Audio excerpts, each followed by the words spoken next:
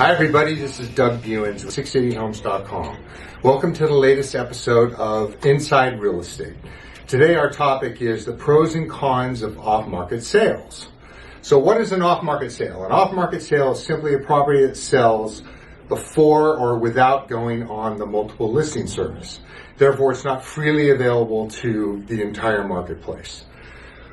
What's the benefit to a seller for an off-market sale? The big benefit is convenience. They don't have to hassle with getting their house ready or putting in new carpet or paint or doing any work. It's a simple, buyer walks in, buyer makes an offer, seller accepts it, you have an off-market sale. What's the benefit to a buyer?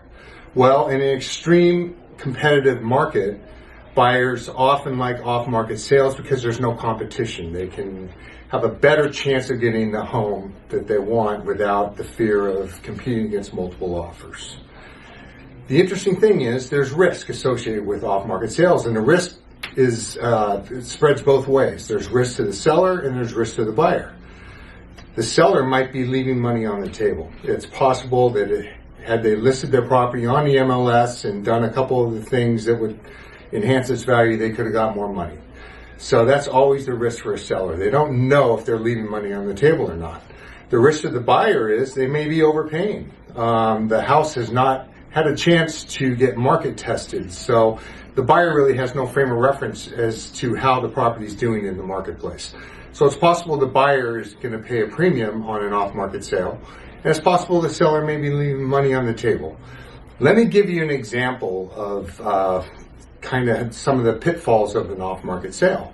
Recently here in Pleasanton, there's a home that's on the market, and an off-market sale came out and was published after this home was on the market, and it was at $100,000 higher than the current home on the market. So theoretically, that buyer paid $100,000 more than what they could have bought the house on the market for. And the house on the market, by the way, was a nicer house, had a pool, more upgraded. So the buyer, in that case, you can make a strong argument, overpaid for that property because they bought it off market. They didn't have a chance for the market to test and respond to this property so they can get a gauge on its relative value to buyers today.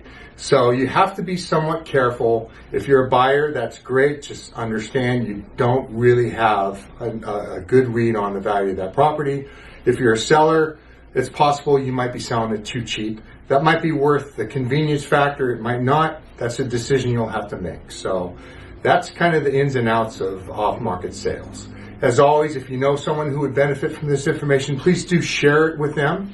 And if we can help you with any of your real estate needs, please call us at 925-621-0680 or see us at 680homes.com.